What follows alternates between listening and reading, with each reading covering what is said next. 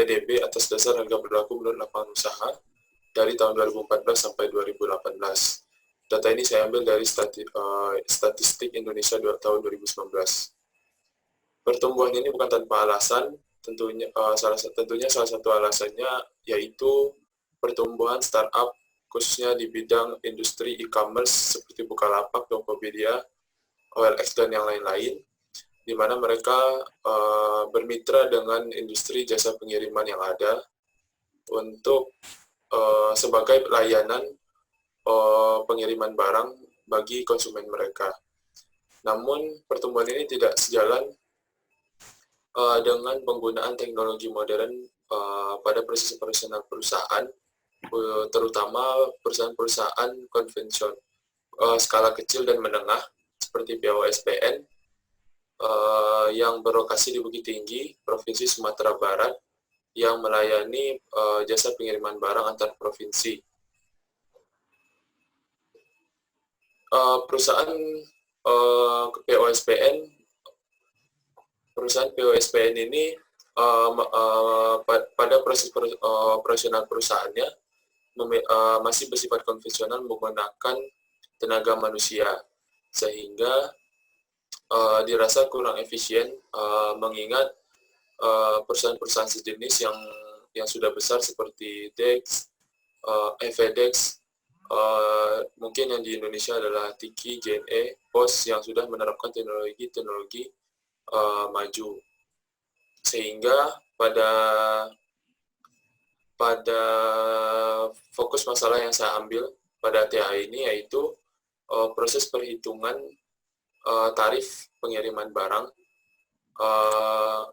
di mana proses tarif perhitungan barang itu berdasarkan pada berat aktual dan berat volumetrik. Berat aktual itu sendiri berdasarkan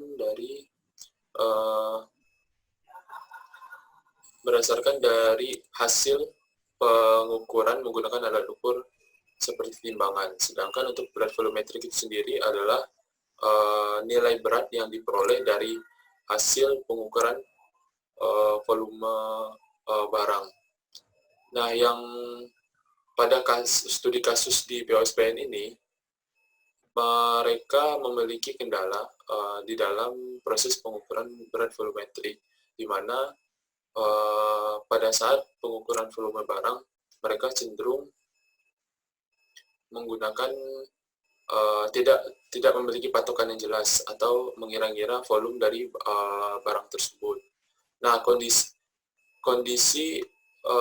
syarat kondisi yang harus terpenuhi ketika kita harus mengukur berat volumetrik adalah ketika barang ini berat barangnya sangat kecil, namun memiliki volume yang besar atau menghabiskan ruang.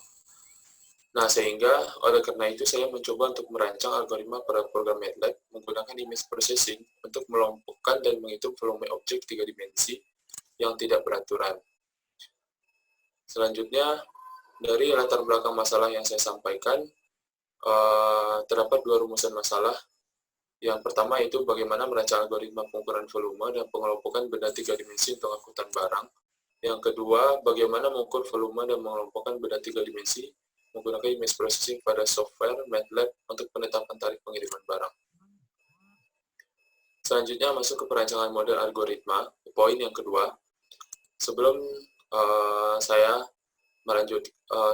membuat model algoritma yang akan saya buat, maka sebelum itu saya merancang terlebih dahulu model garis besar dan kemudian di breakdown menjadi model rinci dari algoritma pemrograman yang akan saya buat. Berikut ini adalah model garis besar dari algoritma pemrograman yang saya buat. Secara garis besar terdapat 3 inti, yaitu input, proses, di mana proses tersebut terdiri dari subproses, image processing, mengukur dimensi objek dan mengelompokkan objek, mengukur volume objek, dan yang ketiga adalah output. Yang selanjutnya adalah model rinci algoritma pemrograman. Di sini model rinci algoritma pemrograman sendiri yaitu diawali dengan memasukkan input berupa gambar proyeksi tampak depan dan tampak samping dari objek yang akan kita ukur, volume dan nantinya akan diukur volume, lalu dikelompokkan bentuk objeknya.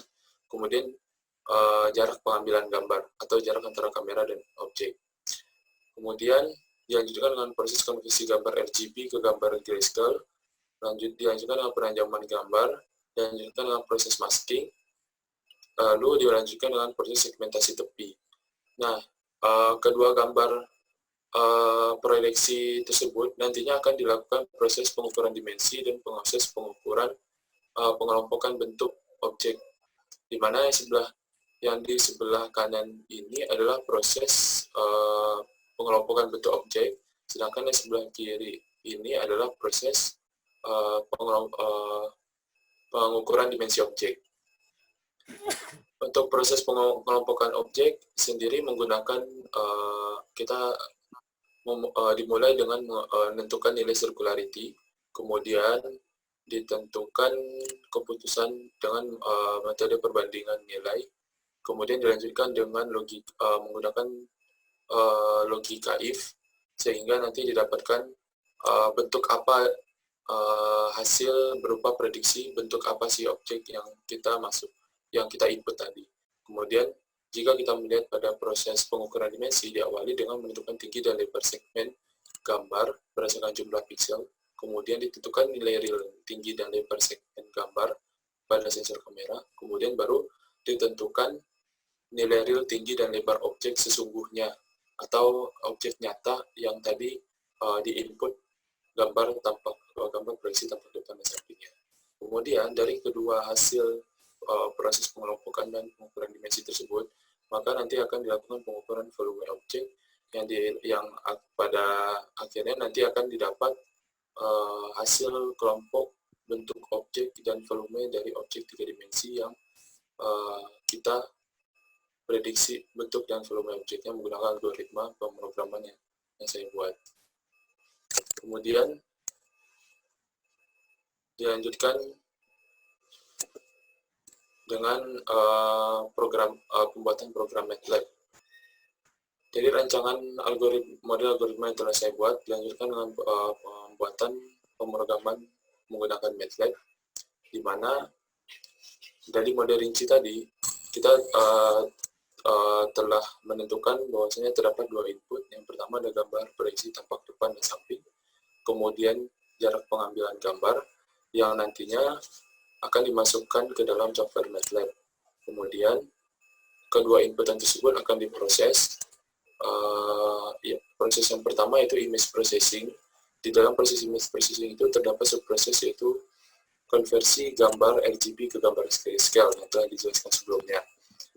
Secara sederhananya mengubah gambar berwarna menjadi gambar abu-abu.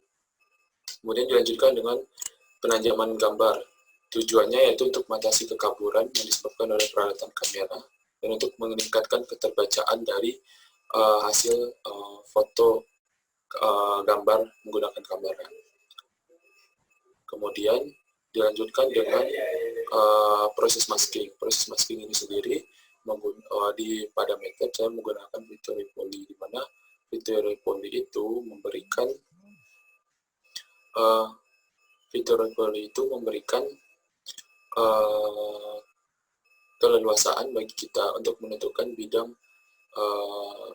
mass poligonnya, sehingga kita hanya perlu menentukan simpul dari mass poligon yang akan kita tentukan proses maskingnya.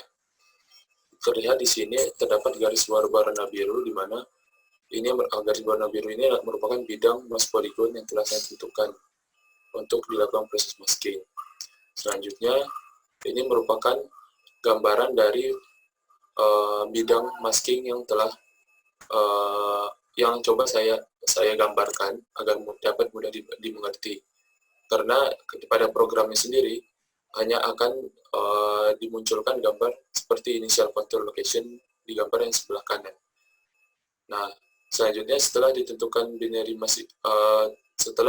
initial contour location, kemudian akan dilakukan segmentasi tepi objek, di mana berdasarkan dari proses masking tadi atau bidang masking tadi, di mana bidang masking merupakan bidang berwarna putih. Selanjutnya akan dilakukan proses segmentasi tepi menggunakan metode active contour atau snake.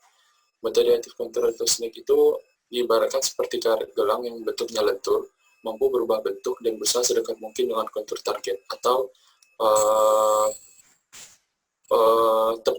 tepi dari isi objek, sehingga karena objek dari gambar yang saya contohkan di sini merupakan kotak, maka hasil segmented image-nya berbentuk kotak. Kemudian setelah itu dilakukan pengelompokan bentuk objek. Pengelompokan bentuk objek sendiri setelah didapat segmented image yang kita dapat sebelumnya, kemudian ditentukan nilai circularity-nya berdasarkan rumus circularity, yaitu 4V kali area dibagi dengan keliling kuadrat. Nah, setelah didapatkan nilai circularity dari masing-masing segmented image dari gambar proyeksi tampak depan dan samping, maka dilakukan perbandingan nilai, di mana batas nilai yang saya tentukan di sini adalah 0,71. Jika nilai circularity mendekati 1, maka bentuknya bulat. Sedangkan jika nilai circularity mendekati 0, maka bentuknya tidak bulat atau dikelompokkan menjadi bentuk kotak. Nah, setelah dilakukan pengelompokan penentuan nilai circularity dari masing-masing objek pada gambar, kemudian dari kedua gambar tersebut ditentukan bentuk objek 3 dimensinya. Jika gambar 1 bulat dan gambar 2 kotak atau sebaliknya, maka bentuk objek adalah tabung. Jika gambar 1 bulat dan gambar 2 bulat, maka bentuk objek adalah bola. Dan jika gambar 1 kotak dan gambar 2 kotak, maka bentuk objek adalah balok. Kemudian setelah dilakukan proses pengelompokan objek, maka selanjutnya dilakukan pengukuran dimensi objek, di mana pengukuran dimensi objek tersebut dimulai dengan mengukur tinggi dan lebar dari objek berdasarkan jumlah piksel pada gambar objek. Kemudian jumlah piksel tersebut tidak dapat kita hitung dengan hanya menghitung secara sederhana. Jika kita menghitung lebarnya, kita hitung dari kiri dan ke kanan, tidak bisa karena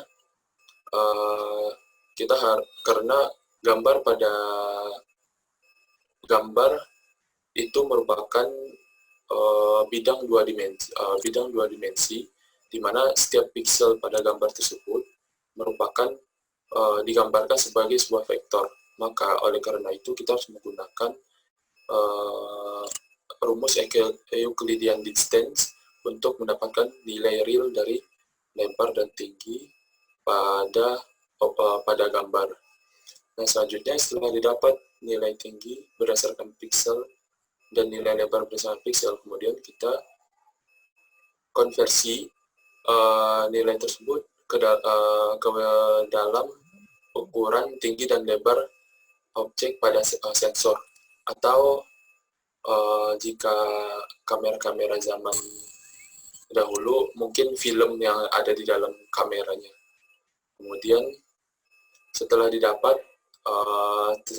diproyeksikan tinggi dan lebar objek pada gambar ke sensor kamera, kemudian ditentukan tinggi dan lebar objek dari sensor kamera, ditentukan nilai real tinggi dan lebar objek sesungguhnya berdasarkan nilai tinggi dan lebar objek pada sensor kamera menggunakan rumus trigonometri persamaan lensa yang dapat dilihat pada gambar presentasi yang saya tampilkan, di mana X1 merupakan tinggi atau lebar objek sesungguhnya, sedangkan X2 merupakan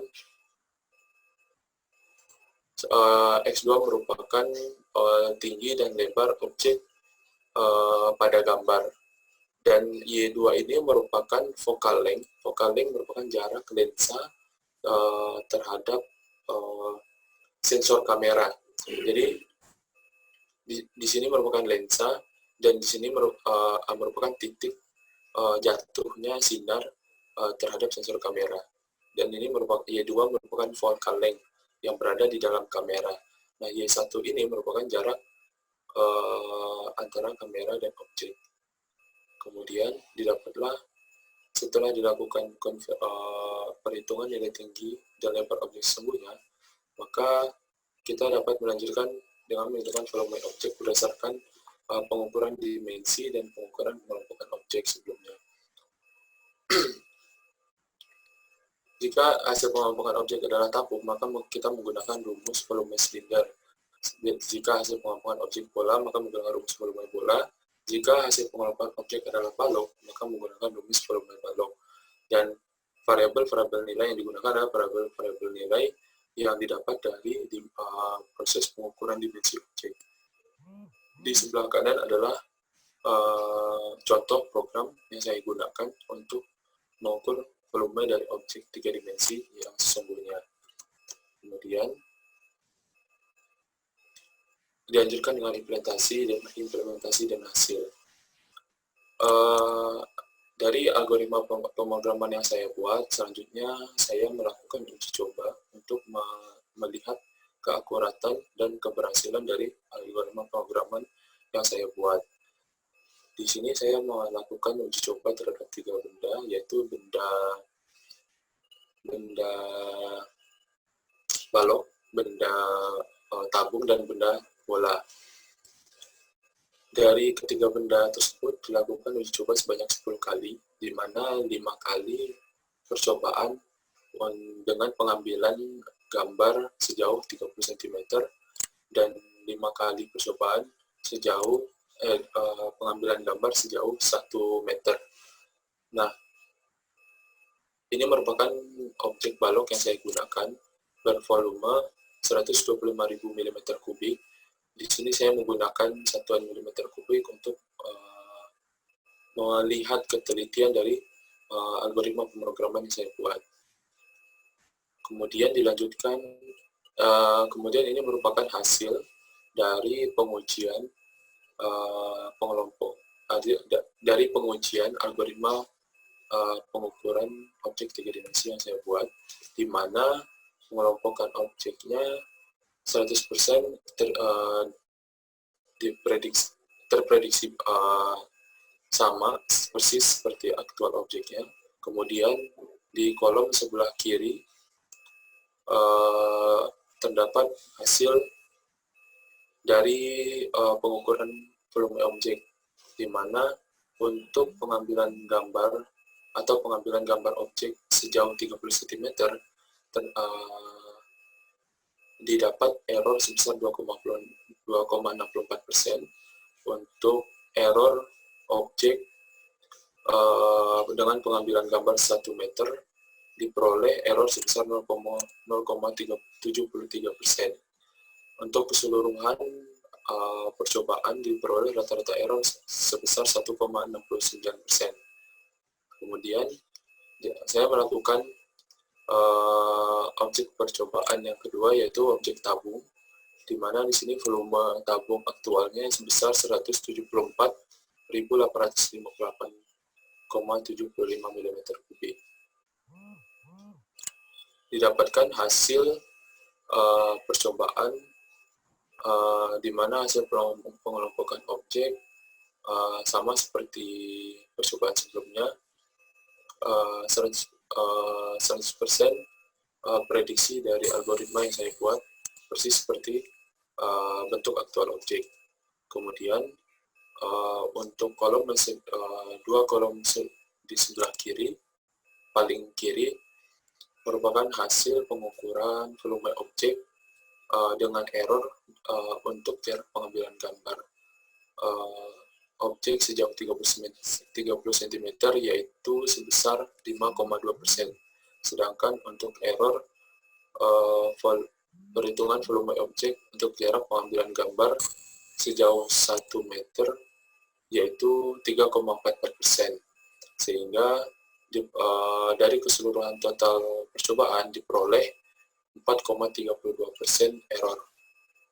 Kemudian objek yang ketiga atau objek yang terakhir adalah bola, di mana volume aktual bola yang saya gunakan sebesar 7.234.560 mm3. Kemudian berikut ini adalah hasil pengelompokan objek bola, di mana 100% prediksi dari algoritma pemrograman yang saya buat persis seperti seperti aktual objek. Kemudian di kolom dua kolom paling ujung kiri merupakan hasil pengukuran volume objek, di mana untuk untuk pengukuran volume objek dengan pengambilan gambar sejauh 30 cm didapat error. Wafi langsung ke standar errornya aja di situ dijelaskan, nggak usah satu-satu ya, nggak usah satu-satu, langsung aja disimpulkan dari tabel ini. Siap. Baik. Jadi, setelah dilakukan dari keseluruhan percobaan didapatlah error dari keseluruhan error dari percobaan yang dilakukan menghasilkan error di bawah 5%. Sedangkan nilai standar deviasi jika dipresentasikan berada di bawah 2%. Sehingga nilai error yang dapat disimpulkan nilai error rendah menunjukkan bahwa algoritma dan program pengukuran volume dan pengukuran bentuk objek memiliki tingkat ketelitian dan keakuratan yang baik. Selain itu, standar deviasi berada di bawah 2% menunjukkan bahwa titik data cenderung mendekati mean, atau sebaran data pada percobaan ini cenderung stabil dekat dengan mean. Kemudian masuk ke poin kesimpulan dan saran. Dari percobaan yang saya lakukan, disimpulkan bahwasanya terdapat rancangan yang kesimpulan pertama itu rancangan algoritma pengukuran volume dan pengelompokan bentuk 3 dimensi untuk barang logistik secara garis besar terdiri dari input, proses, dan output. Input dibutuhkan input berupa jarak pengambilan gambar berisi objek, kemudian gambar berisi tampak depan dan samping objek, di mana input tersebut nantinya akan dilakukan proses image processing system.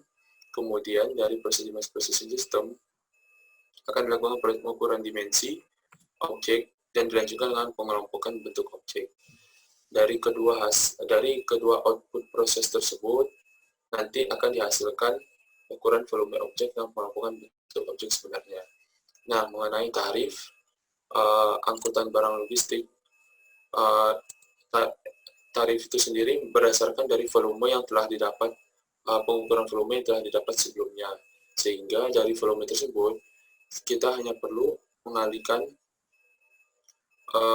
berdasarkan metrik membagi dengan metrik shifting faktor dari masing-masing kebijakan perusahaan dan tarif yang dikenakan untuk masing-masing perusahaan terhadap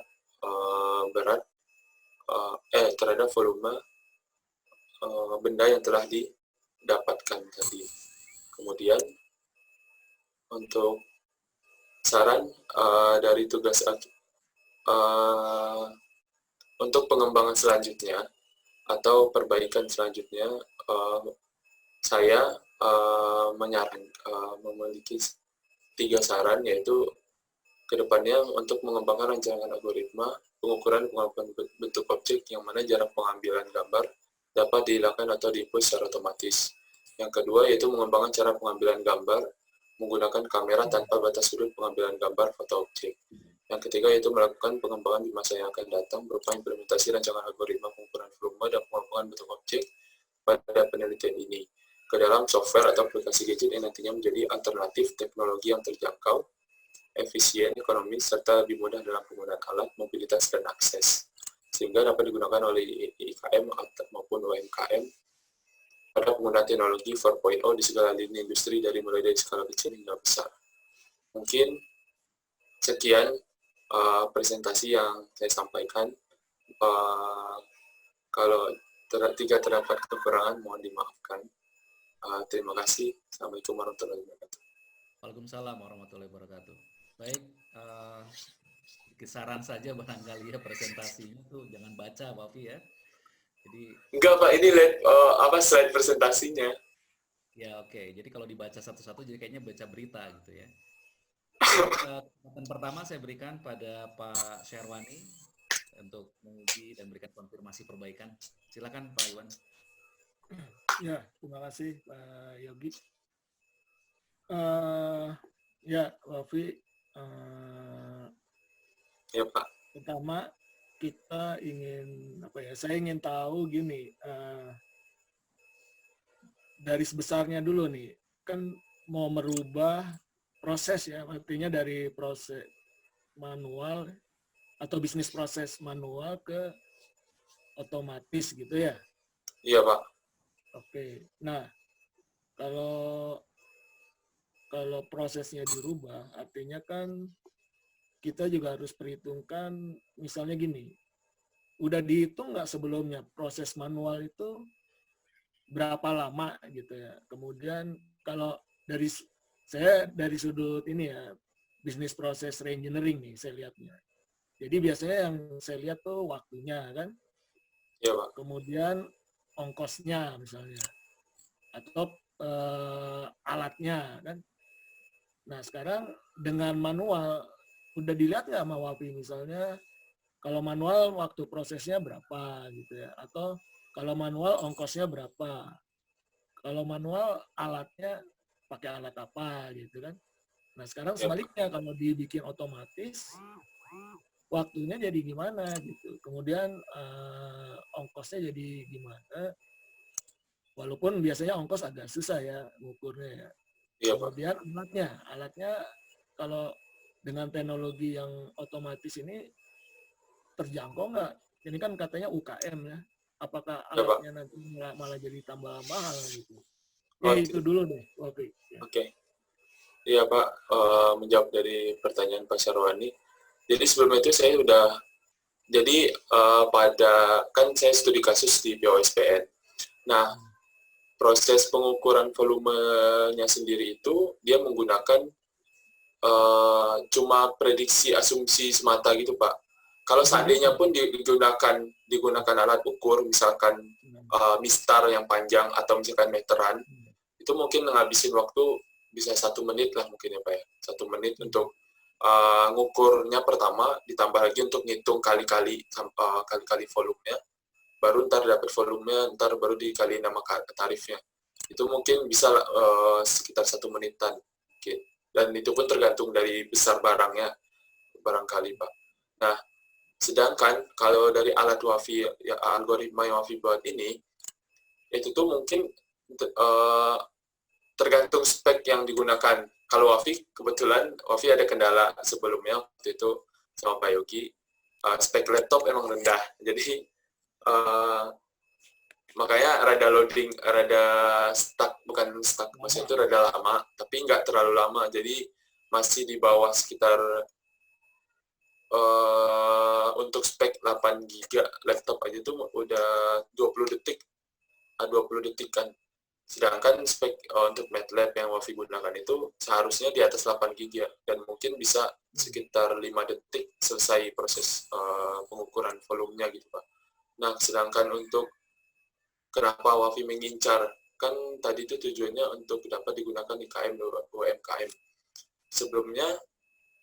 Sebelum proses pembuatan algoritma ini, Wafi juga udah memperkirakan bahwasanya algoritma ini nantinya dapat diterapkan ke gadget atau smartphone, di mana orang-orang yang tidak bermodal pun, apalagi kan zaman sekarang, maksudnya gadget itu menjadi hal yang udah familiar lah, setiap orang punya gadget.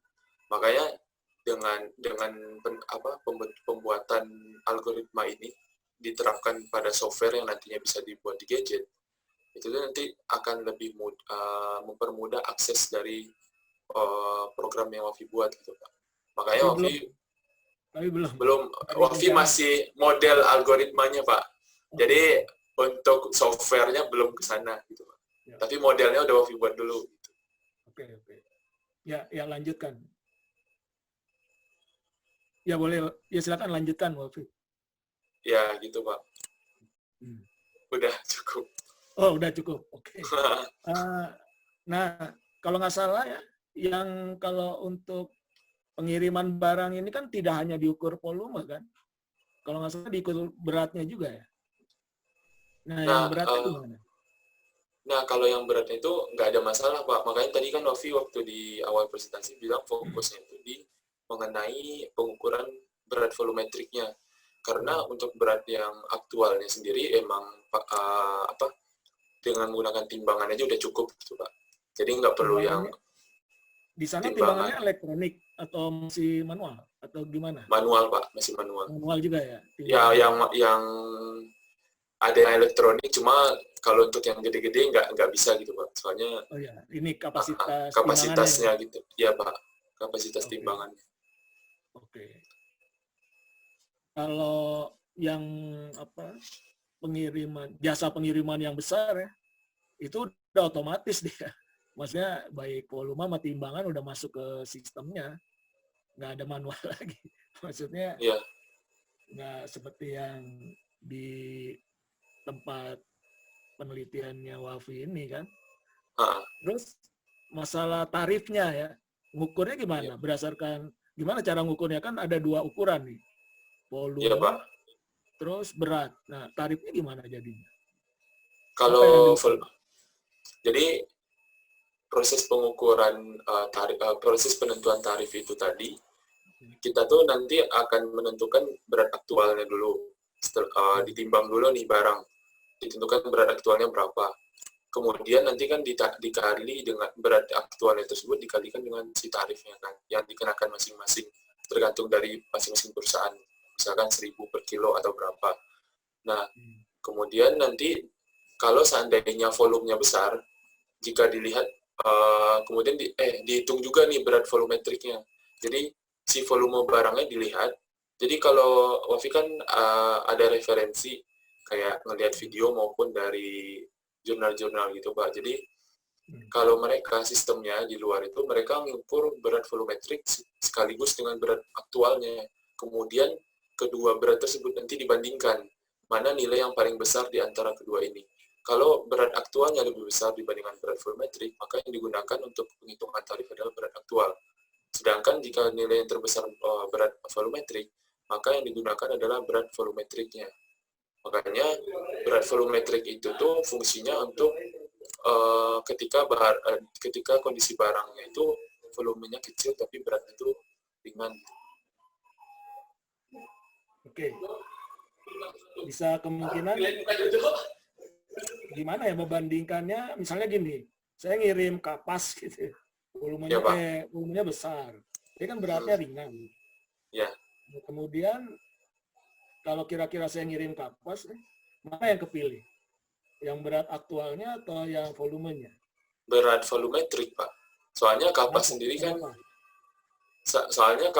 kan pasti lebih memakan ruang, volumenya lebih besar, tapi massa jenisnya lebih ringan. Dibandingin sama mungkin Bapak ngirim besi, ya mungkin yang digunakan adalah berat ininya. Soalnya densitas dari massa jenisnya itu kan, kerapatan dari massa jenisnya kan lebih berat besi dibandingin kapas gitu Pak.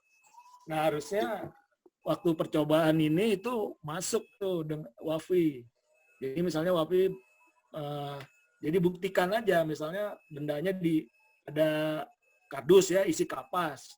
Coba dihitung pakai sistemnya Wafi ini. Mana yang kepilih, yang volume atau yang berat gitu. Nah, itu yang saya lihat belum ada kan. Padahal itu penting kan di penelitian Wafi ini. Ada yang bandingan gitu? Nggak ada kan? Yang dibandingkan soalnya yang berat sama volume. Ya yang ada aja ya. Tadi kan kalau nggak salah ada kubus ya tadi. Iya Pak. Nah, itu coba dibandingkan mana yang kepilih. Atau yang botol tadi itu, mana yang kepilih, volume atau berat? Yang dua tadi itu. Kalau yang antara yang tadi, yang botol sama, contohnya tadi bola atau botol ya, itu tuh yang kepilih itu pasti tergantung ininya juga sih Pak. Maksudnya itu nanti kan ketika Wafi kan di TA ini kan bukan membahas mengenai proses perbandingannya itu Pak. Maksudnya itu yang jadi masalah itu masalah intinya itu adalah ketika proses pengukuran volume itu Pak gitu. Jadi dari proses pengukuran volumenya aja udah salah gitu kan Pak. Jadi pada saat proses perbandingannya pun nanti akan timbul kesalahan lagi gitu Pak. Jadi di situ tuh bakalan ada kerugian di mana pihak konsumen bisa dirugikan atau pihak jasa pengiriman bisa dirugikan. Soalnya mereka tidak mengukur secara tepat gitu Pak. bisa jadi kemahalan ongkosnya atau kemurahan gitu Pak. Nah makanya waktu itu fokusnya itu memperbaiki si ininya dulu gitu, cara pengukuran volumenya itu gitu Pak. Soalnya mereka kan untuk menentukan berat volumetriknya aja nggak benar gitu Pak. Jadi otomatis bisa jadi yang harusnya si berat volumetriknya itu lebih besar dari berat aktual, tapi dengan cara mengira-ngira bisa jadi kayak berat volumetrik sama berat aktualnya, padahal berat volumetrik itu kan belum tentu sama gitu Pak. Bisa jadi lebih rendah atau bisa jadi lebih tinggi gitu. Jadi keputusan mau mengambil yang diambil itu berat aktual atau berat volumetrik tadi itu tergantung dari ketepatan kita mengukur berat volumetrik yang tadi gitu Pak. Makanya Wafi fokusnya di pengukuran volume tadi. Biar ibaratnya yang diselesaikan itu akarnya gitu Pak. Jadi yang di atasnya bisa benar gitu. Tapi kalau seandainya kita jadi Wafi nggak nyari perbandingannya, soalnya itu belum akar, ibaratnya kayak fishbone itu belum akar, ujung dari akarnya gitu Pak. Oke. Tapi harusnya di awal ya, di bab 1 tuh dibahas juga gitu. Maksudnya sebagai pengantar lah ya. Iya Pak. Karena kan sebenarnya kalau Wafi hanya bicara itu terlalu mikro ya, kalau istilah saya mikro ya. Ya artinya dari sistem besarnya dulu diceritain, misalnya masalah penentuan tarif atau harga pengiriman barang kan itu dulu kan. Terus kalau penentuan kirim barang kan ada 2 nih, misalnya volume dan berat. Nah, nanti ternyata yang berat nggak masalah, tapi yang bermasalah yang tadi itu yang volume kan. Nah, baru ke sana. Kalau artinya dipertajam dulu, sebelum dipertajam permasalahan umumnya harusnya dijelasin juga di bab 1 kalau menurut saya sih. Jangan ujuk-ujuk langsung aja volume gitu kan. Ya, malah tapi di latar belakang Wafi udah menjelaskan sih Pak. Di latar belakang itu Wafi udah ceritain kayak dari kayak kita tuh nentuin berat dari nanti ada 2 berat. Penentuan tarif itu nanti ada berdasarkan berat aktual sama berat volumetrik. Terus Wafi jelasin berat aktual itu apa, volumetrik itu apa, kemudian nanti dibandingkan, itu udah ada Pak di latar belakang Wafi masukin. Kemudian Wafi kerucutkan. Tapi datanya nggak ada ya. Soalnya cerita aja. Iya, soalnya masalah apa ya Pak ya? Soalnya Wafi kan bukan menyelesaikan si perbandingannya itu Pak. Soalnya di perbandingannya sendiri sih nggak ada masalah gitu Pak. Cuma yang masalah itu ketika... Tadi kan saya ngeliat nih, Wafi kan nampilin grafik tuh. Kalau nggak salah grafik e-commerce atau apa tuh. Tadi kan di... Oh, itu PDB. Nah, itu kan terlalu jauh menurut saya. Kalau punya data yang lebih, ya tadi ya, itu lebih bagus gitu. Tapi nggak apa-apa lah. Kalau menurut saya sih datanya itu kejauhan gitu dengan persoalannya. Ya nggak apa-apa. Itu cuma ini aja ya. Pandangan saya di bab 1 ya. Oke, saya mungkin nggak terlalu bahas bab 2 ya. Saya anggap oke aja deh. Sekarang bab 3 nih. Kalau nggak salah Wafi nampilin ini ya model programnya gitu, atau rancangan program lah ya. Iya Pak. Oke, dan terus tapi sebelum rancangannya terus habis itu programnya terus uji coba gitu ya. Iya, tapi ada juga penjelasan juga Pak gitu. Kalau di TA-nya Wafi ya Pak ya. Di TA-nya Wafi jadi ada rancangannya, ada penjelasan dari algoritmanya, kemudian ada bentuk algoritma yang diprogramnya sendiri seperti apa gitu. Wafi ada dijelasin detail. Nah, kalau nggak salah Wafi milihnya pakai MATLAB gitu ya? Iya Pak. Nah, gimana tuh? Kok tiba-tiba langsung pertimbangannya programnya itu nanti dibuat di MATLAB gitu? Kan ada yang lain. Misalnya pakai bahasa C atau pakai Java, pakai .NET gitu. Kenapa Soalnya ini Pak, diambil? ini kan alasan diambilnya MATLAB itu kan Wafi udah research sebelumnya mengenai image processing tuh mengenai apa sih. Jadi image processing itu sendiri tuh lebih cenderung ke komputasi teknis atau perhitungan kayak matematika, lebih banyak ke matematikanya gitu Pak. Jadi perhitungan, terus pengembangan kayak dua dimensi kayak Euclidean distance tadi kan udah disederhanain. Kalau di bahasa MATLAB itu udah sederhana gitu Pak. Makanya Wafi memilih MATLAB, soalnya emang MATLAB itu khusus kayak untuk visualisasi, eksplorasi, analisis data, kemudian simulasi dan yang lain-lain tuh MATLAB lebih unggul gitu Pak dibandingin kayak JavaScript atau yang lain-lain itu kan mungkin Wafi kalau seandainya menggunakan JavaScript itu lebih cocoknya kalau seandainya kayak apa ya, sistem informasi manajemen atau mungkin kalau yang lain-lainnya itu lebih kayak ke robot, misalkan kayak CNC, kayak Arduino itu lebih tepatnya ke untuk otomasi gitu Pak, untuk mesin-mesin atau untuk microcontroller gitu Pak, untuk penggerak. Ini IoT. Ya, IoT. Sedangkan kalau untuk proses perhitungan kayak gitu, kenapa Wafi milih MATLAB? Soalnya kalau seandainya pun Wafi pakai Arduino, nantinya pun Wafi bakalan pakai program pihak ketiga MATLAB. Nanti Wafi apain lagi? Wafi oper lagi gitu Pak, data. Misalkan Wafi proses ke MATLAB, ntar dioper lagi ke Arduino kan jadi lebih ribet gitu Pak. Makanya Wafi ya udah milihnya program MATLAB gitu Pak. Karena gini, di MATLAB itu udah ada fungsi gitu, udah ada, artinya fungsi itu kan nggak perlu dibuat lagi. Kalau pakai yang lain kan harus bikin program lagi kan. Kalau MATLAB kan udah tersedia itu fungsi-fungsi untuk ngitung atau apa tadi, fungsi image processing udah ada. Kalau di aplikasi lain nggak ada. Tapi sebenarnya tidak hanya MATLAB yang bisa begitu gitu. Ada bahasa R, ada apa RStudio bisa itu. Seperti yang MATLAB itu. Iya, baru dengar. Baru dengar Pak. RStudio lebih canggih. Bahasa baru dengar. Makanya kalau artinya gini, karena Wafi taunya MATLAB ya MATLAB aja, padahal sebenarnya nggak hanya MATLAB, ada ini. Enggak, sebenarnya sih Pak, kemarin itu Wafi belum pernah megang MATLAB. Wafi jujur Wafi belum pernah megang MATLAB sama sekali. Jadi kenal tapi belum pernah megang gitu Pak. Nah, kebetulan karena sekarang apa? Ngangkat ATA-nya judulnya ini yang image processing, makanya Wafi baru megang gitu MATLAB. Jadi ya bisa dibilang bukan karena kenal terus akhirnya milih MATLAB, enggak, tapi emang kayak dilihat Wafi kan cuma Wafi juga nggak baru tahu juga nih yang R gitu. RStudio lebih terkenal sih. MATLAB sebenarnya lebih duluan ya. Cuma RStudio. Tapi sih menurut Wafi apa ya? Wafi kan bikin model algoritma ya Pak.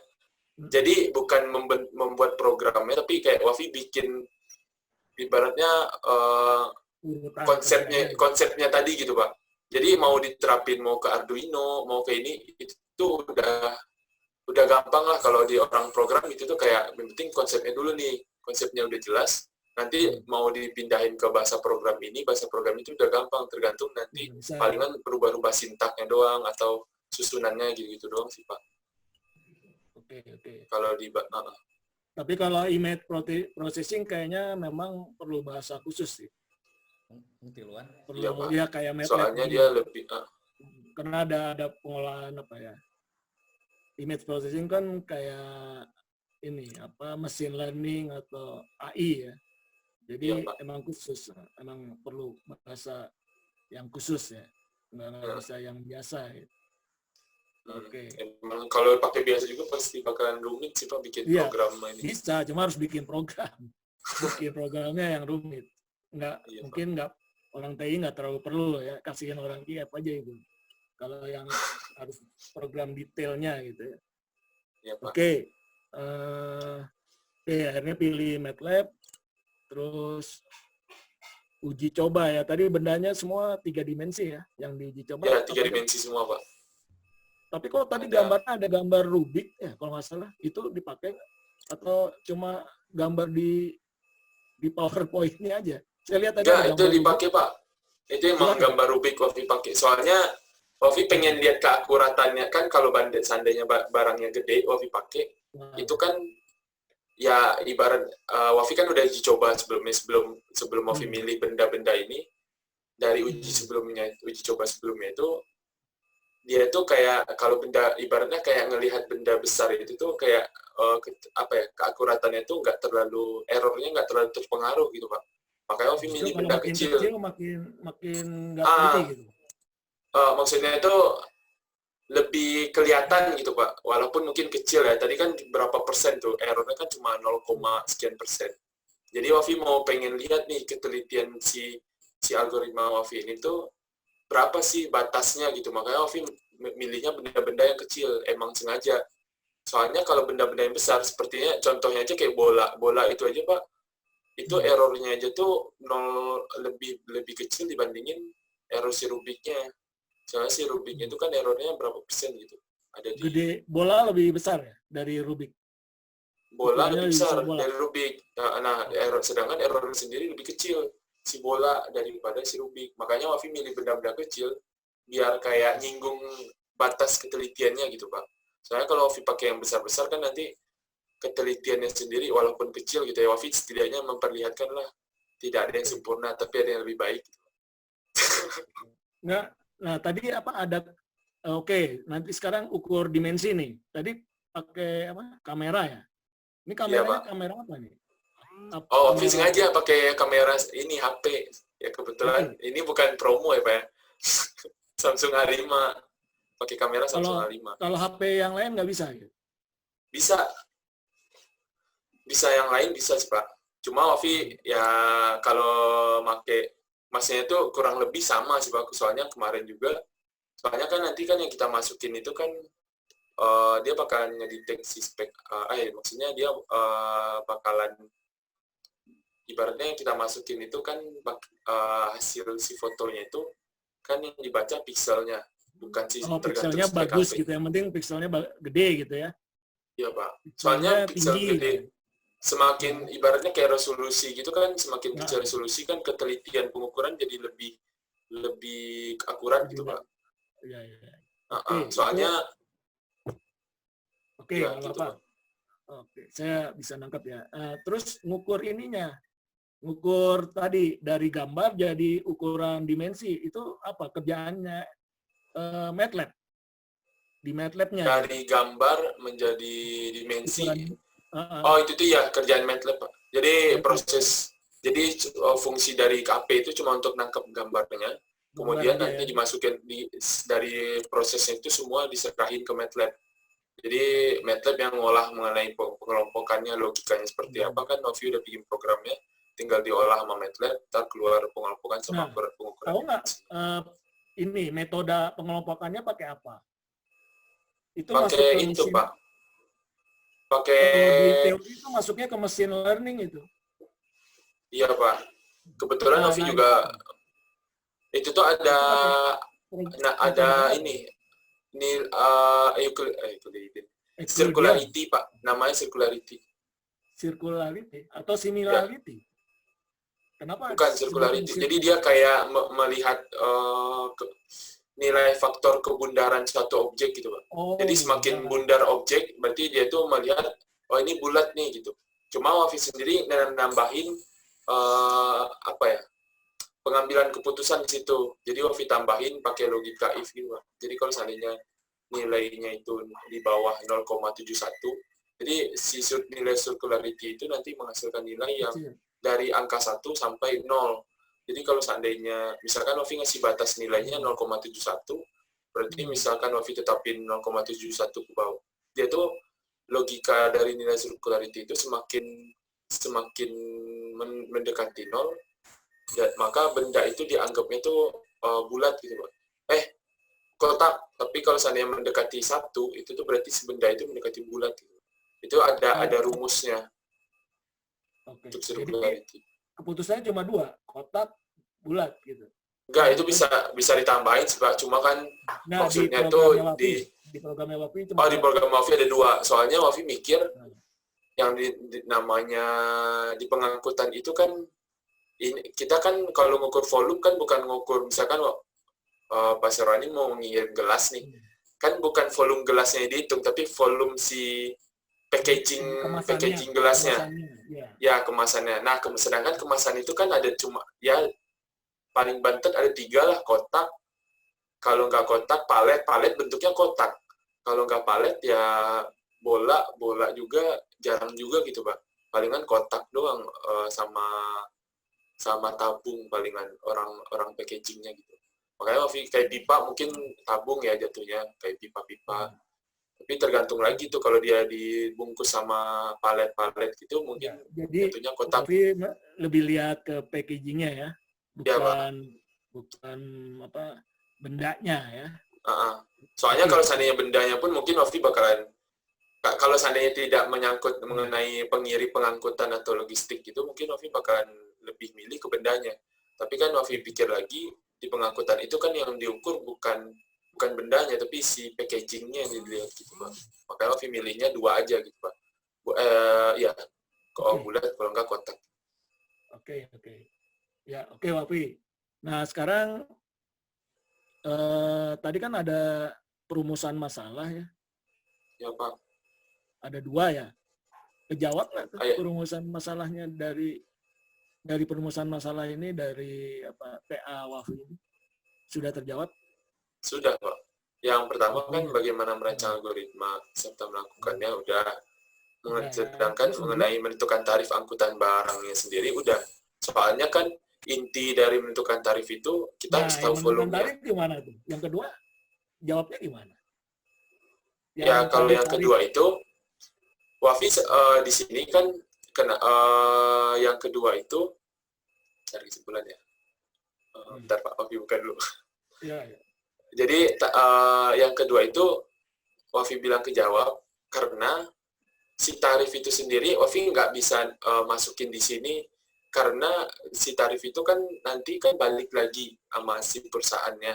Dia tuh mau nerapin tarif ini dikenai sekilo berapa takutnya Wafi nanti terjadi salah tafsir gitu Pak. Misalnya itu dikirain orang berarti tarif pengangkutan segini ya, ternyata Wafi takut. Makanya Wafi cuma di sini tuh menjelaskan ketika udah menemukan ibaratnya tarif itu udah barang fix lah kalau dari pihak perusahaannya udah netapin misalkan tarif kalau volumenya problemnya udah teratasi. Berarti nggak masalah otomatis ya, si tarif. Soalnya si tarif itu sendiri dia nggak variabel gitu Pak. Sedangkan si volume ini maksudnya berubah-ubah nilainya. Jadi gitu Pak.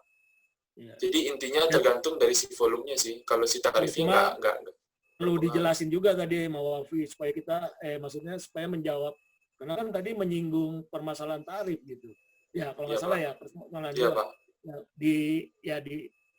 Dibahas didetailkan lah maksud saya gitu ya soalnya tadi Wafi rada-rada deg-degan sama 20 menitnya kata Pak Yogi. 20 menit aduh sebentar banget ya, Pak Yogi dari saya cukup Pak Yogi, nggak tahu nih Pak Yogi ada nggak? Ada Pak. Baik, terima kasih Pak Iwan.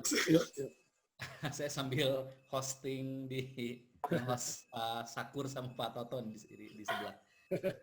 Baik, terima kasih Pak Iwan ya. Untuk berikutnya memberikan pada Pak Toto Kartaman untuk menyampaikan juga koreksi perbaikan kalau ada dan juga penyampaian pengujian Pak. Silakan.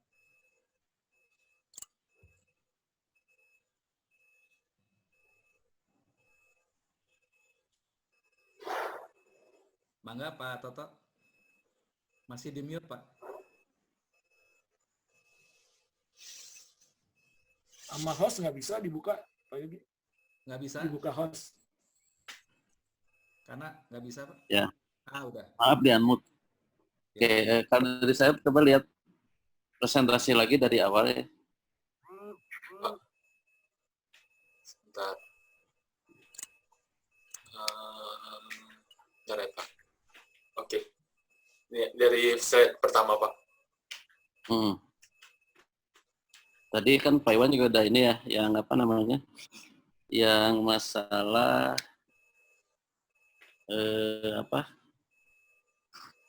PDB ya. Itu kayaknya terlalu jauh.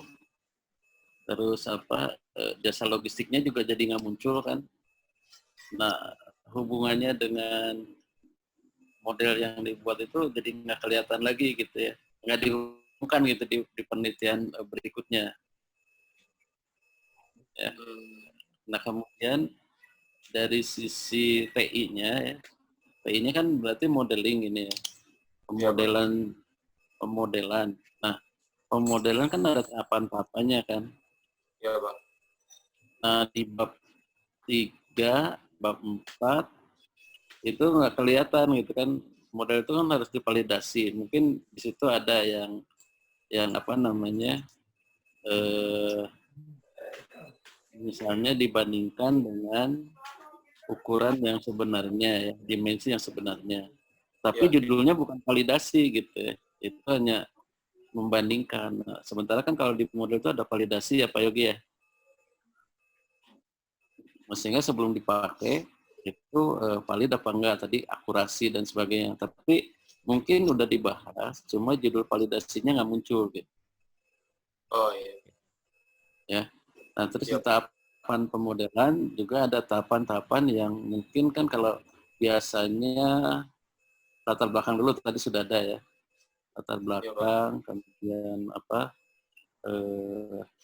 asumsi-asumsi. Iya.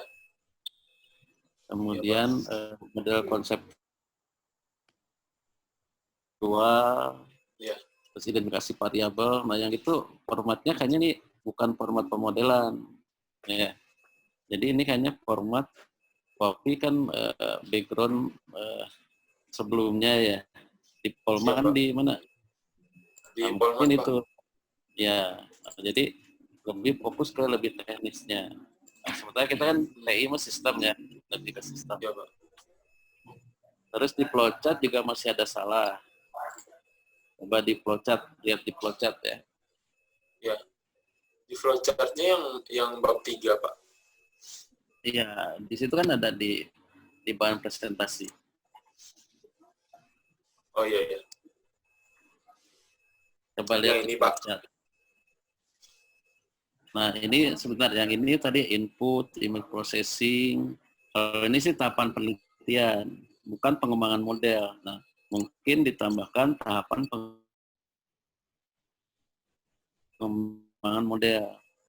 Ini kan flowchart penelitian ya, judulnya. Ini sih udah pemrograman gitu ya. Nah, harusnya kan tadi tapi di sini kan udah ada ininya Pak, flowchart yang rincinya. Beda. Yang ini kan beda. Kalau ini kan lebih teknis kan kalau flowchart. Ya. Ini kan ada kerangkanya dulu, kerangka pemodelannya. Ya, kalau ini kan lebih teknis. Flowchart itu lebih teknis. Nah, kemudian yang ini coba, yang flowchart ya, diperbesar. Yang ini apa ya? Flowchart. Nah, itu ya ada kotak besar. Kotak besar. Nah, kemudian ke bawah yang ini terus. Nah, itu ya. Nah, di situ pertama ada 0,72, mungkin harus dijelaskan ya, dari mana angka 0,72, ya kan? Ya. Ya, terus yang ini di flowchart itu nggak ada yang kayak gini, misalnya jika digabung ya, jika kotak dan kotak, nah, maka jika kotak dan kotak, maka bentuk objek balok. Nah, itu dari mana itu? Apakah kotak? Nah, harusnya kan kalau dia kotak, misalnya ini ada output dari sini ya, kotak, terus ini kotak, ininya satu, langsung aja bahwa disimpulkan balok gitu kan.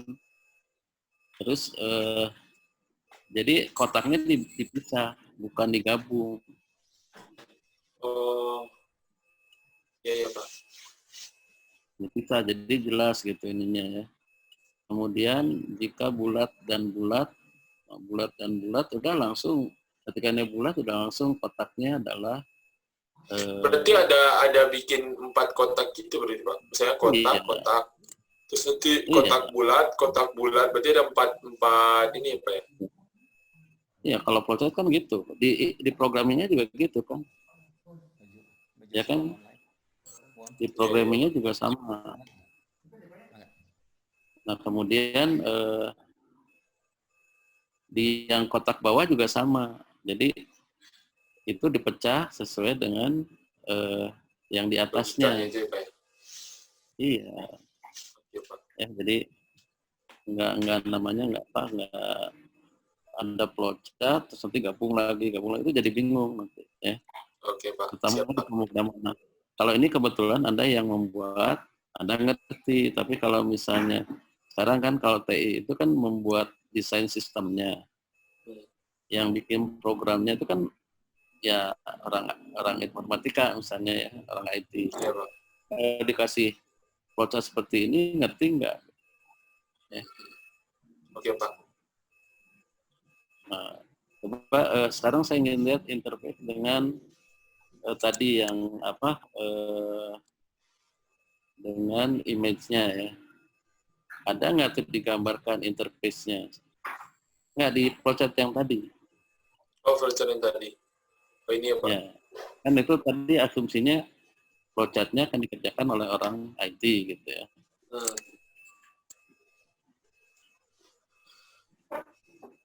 Oh, yang image-nya kalau di presentasi saya sengaja ngasih seperti ini doang, Pak. Tapi kalau untuk di TA itu udah masuk. Di flowchart harus masuk.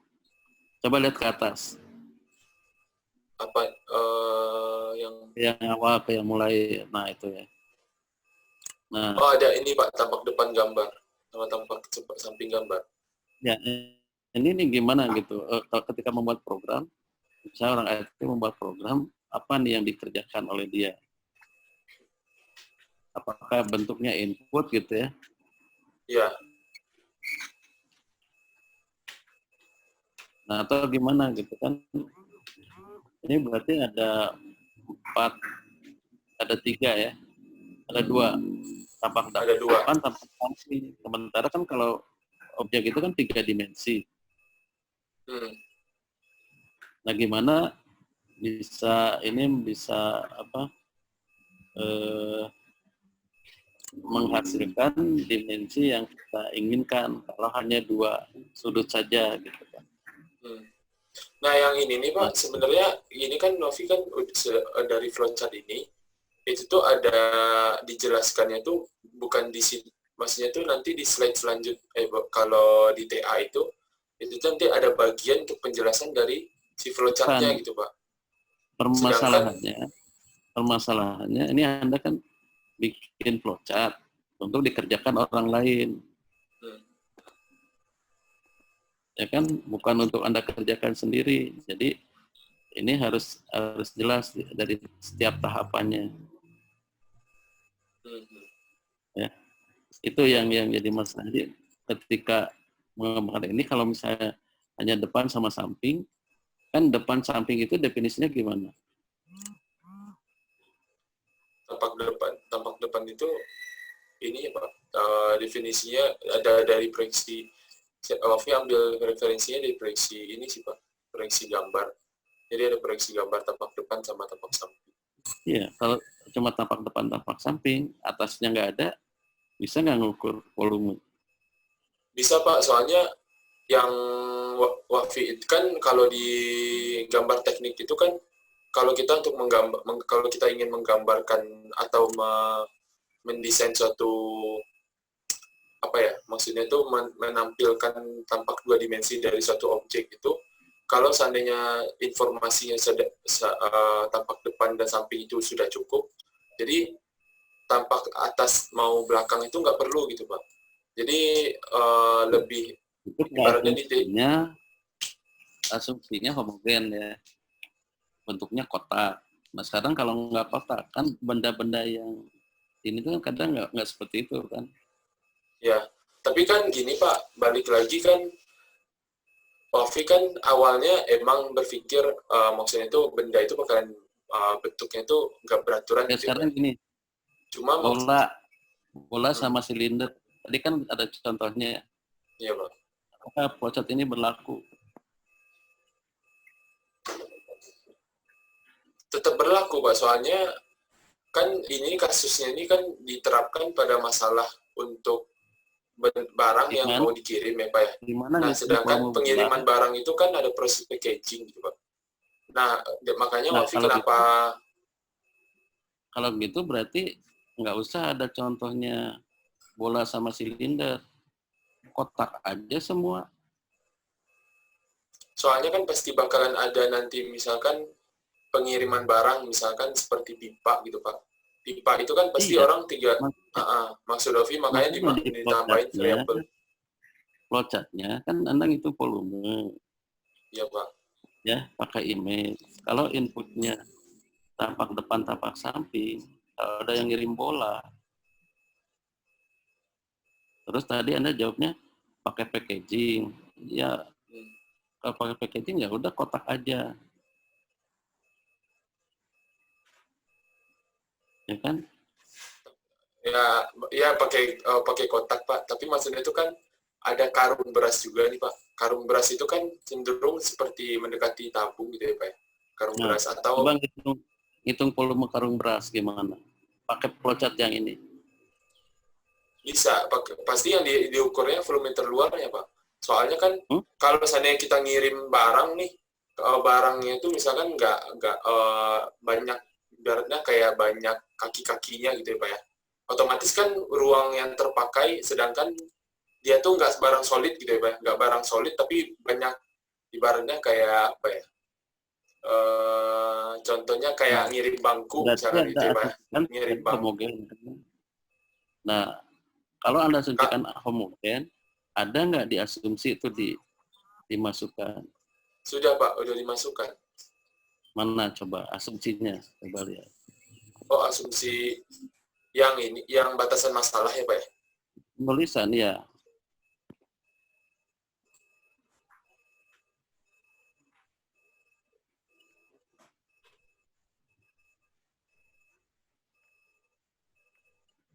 Yang pengelompokan objek 3 dimensi diklasifikasikan atas 3 bentuk, yaitu balok, tabung, dan bola. Wafi masukin batas masalahnya itu, Pak. Ya. Coba mana nggak kelihatan di saya. Oh, ntar saya diganti ini dulu.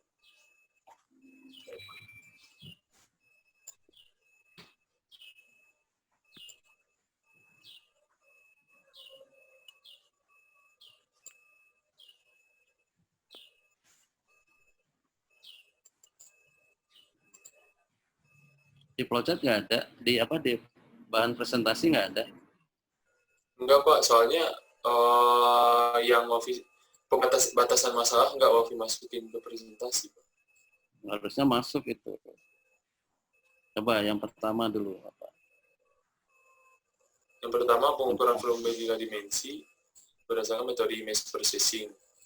Hasil foto objek menggunakan software MATLAB. Yang kedua, gambar objek terdiri dari 2 proyeksi gambar, yaitu tampak depan dan tampak samping. Yang ketiga, jarak antara kamera dan objek foto diketahui.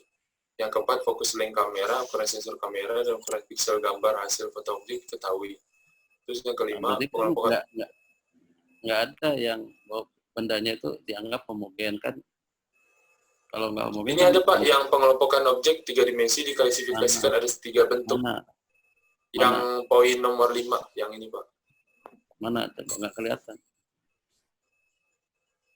Di Bapak udah tampil Word, Pak? Oh, bukan. Kalau itu mah bentuknya. Yang tadi kan saya udah bilang, ukurnya pakai 2 dimensi dari berdasarkan flowchart. Nggak bisa tuh balok sama silinder, sama tabung. Karena dianggap jadi kotak gitu, ininya, volumenya. Oh enggak, kalau seandainya balok, dia itu tetap balok, Pak. Soalnya, maksudnya kalau tabung... Kalau balok nggak ada masalah, tapi tabung sama bola. Tabung sama bola dihitungnya volumenya dengan tabung juga, Pak. Iya. Jadi tabung itu nggak diklasifikasikan ke balok, tapi tabung. Flowchart yang tadi itu nggak bisa. Kalau Anda kasih ke programmer, nggak bisa tuh. Nggak masuk. Iya, palingan kan yang mungkin revisi yang itu ya, Pak, yang bagian bawahnya ya. Itu kan soalnya pada bagian yang itunya, di sini kan ada pengukuran volume ya Pak ya? Mana ya? Nah, Kalau rumusnya sih udah benar, rumus volume itu udah benar, bukan itunya yang masalah. Tapi bagaimana mengukur volume itu berdasarkan teknologi yang digunakan. Tadi pakai kamera handphone. Dari kamera handphone kemudian diterjemahkan. Ya, iya Pak. ada software yang menerjemahkan itu, sehingga ukurannya berapa. Iya. Sebenarnya itu yang, ini kan masalah modelingnya. Jadi harus nyambung, kita kan bikin desain sistemnya, buat modelnya, Iya Pak. itu harus jelas gitu ya, tahapan-tahapannya. Ya itu kan kayak itu lewatnya. Saya ingin tahu sekarang proses dari image, penangkapan image ya, image capturing sampai ke jadi ukuran volumenya, gimana caranya?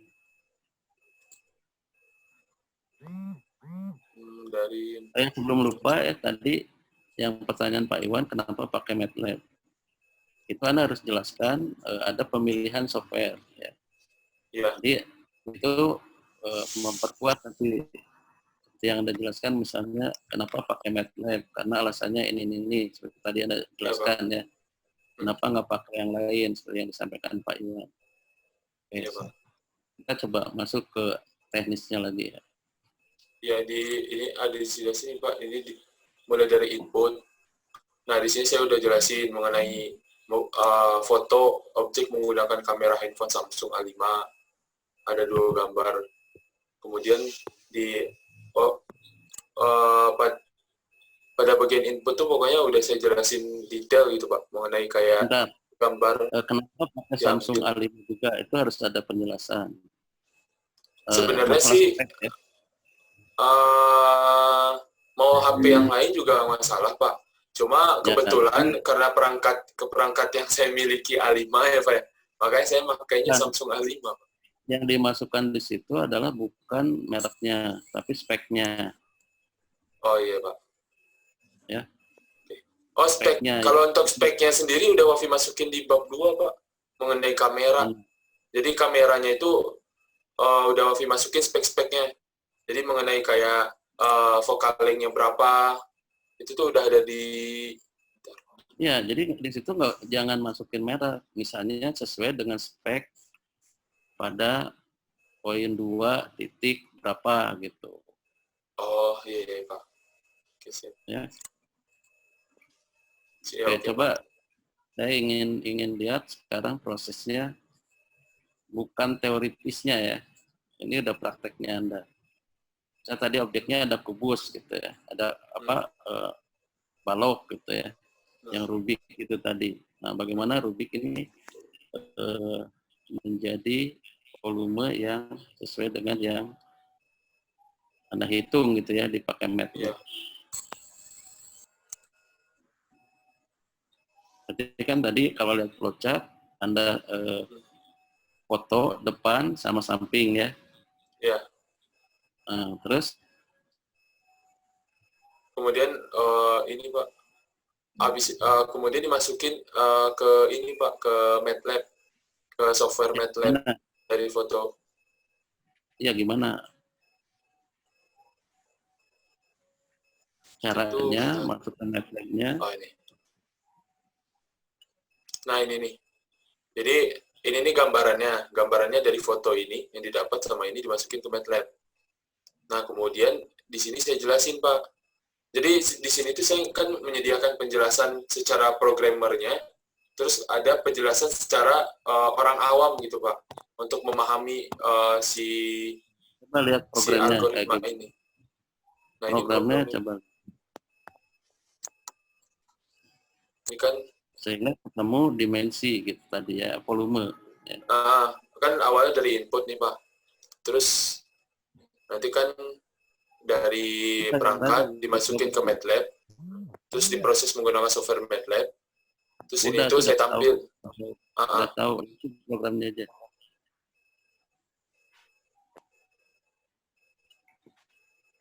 Terus ini program untuk konversinya, Pak. Konversi gambar.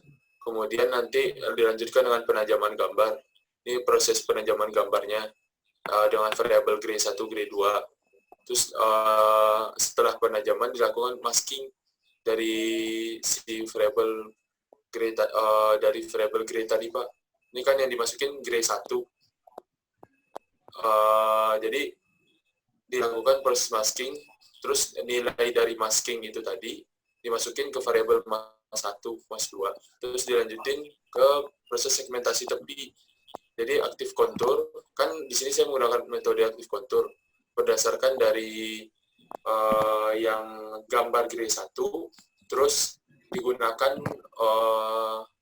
si bondingnya atau bukan bonding, batasan atau maskingnya itu menggunakan mas 1 sama mas 2 gitu. Terus menggunakan segmentasi tepi atau edge kalau di aktif kontur. Nah, setelah ini kan proses segmentasi tepi ya, Pak. Dilanjutin ke mengukur dimensi objek. Kan setelah dapat yang aktif segmentasi tepinya udah dapat, objeknya itu udah terdeteksi, disimpan ke variabel BW1 sama BW2. Kan dia ada dua gambar ya, Pak, tampak depan sama tampak samping. Nah, itu tuh disimpan di variabel BW1, BW2. Nah, dari variabel BW1, BW2 itu kemudian diproses, dicari nilai itunya, Pak. Nilai panjang sama lebar si pikselnya. Nah, lebar panjang tinggi sama lebar piksel gambar pada gambar 1 tuh di variabel X1 sama Y1. Terus tinggi dan lebar pada gambar 2 itu digambarkan pada variabel X2 sama Y2 atau disimpan pada variabel X2, Y2.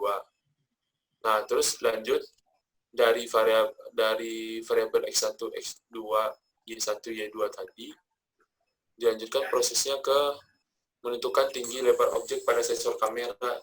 Jadi dari piksel tadi saya konversi ke ini, Pak, pada sensor kameranya. Jadi yang tadi kan dari gambarnya. Nah, sekarang tuh kita tarik ke sensor kamera. Berapa sih tinggi dan lebarnya itu kalau di sensor kamera? Nah, itu tuh pakai rumus yang ini, Pak, di program MATLAB-nya. Nah, jadi nanti Anda udah dapat variabel apa saja? X1, Y1, Y2, X2, Y2. Y2. Kemudian dimasukin jadi volume gimana? Apa, Pak? Ya, jadi volumenya gimana? Nah, nanti kan udah dapet nih, Pak, ya, X sensor 1, Y sensor 1, Y sensor 2, Y sensor 2. Kemudian baru nanti diproses lagi nih, Pak, kan udah dapat di sensor, dikonversi lagi untuk dapetin tinggi dan lebar objek yang sebenarnya yang ditangkap sama kamera itu berapa sih.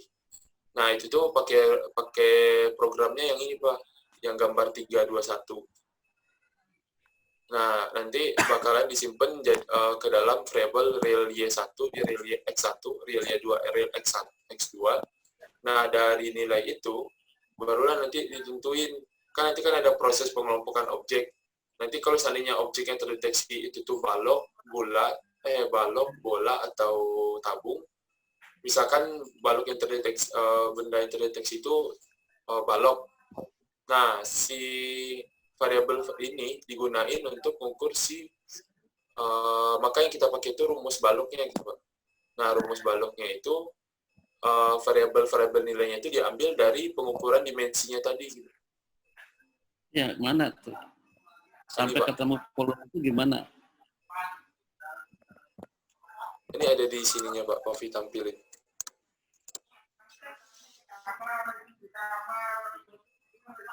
Panjang kali tinggi kali lebar kan? Yang ini, Pak. Ini pengukuran volumenya. Hah?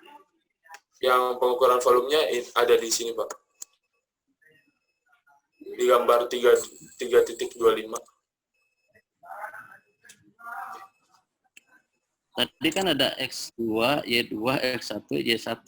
Ya. Bagaimana itu jadi panjang kali tinggi kali lebar? Itu pertanyaan saya.